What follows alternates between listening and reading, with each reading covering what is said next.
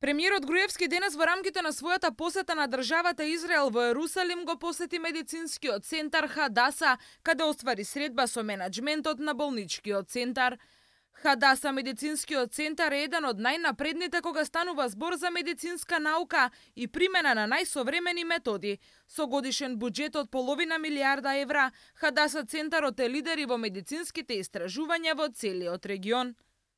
Е потпишување на меморандум за соработка со кој што ќе се овозможи во иднина неколку работи. Прво, наши лекари да доаѓаат тука на тренинзи за болести, за диагнози, за третмани, за интервенции кои што кај нас не се најнапредни и може да се унапредат, односно кои што тука имаат понапредни третмани.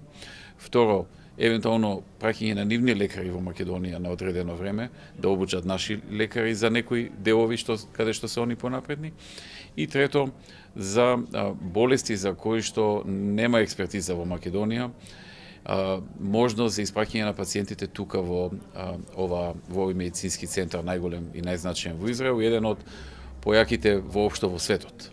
Од страна на менаџментот на болницата беше посочено дека тие се отворени за разни видови на соработка и позитивно ги оценија заложбите на македонската влада за размена на искуства.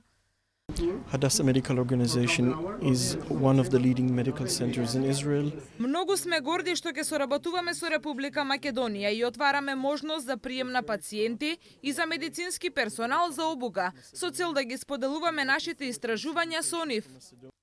Во болничкиот центар работат 5000 луѓе, а годишно се извршуваат 32.000 операции од различен карактер.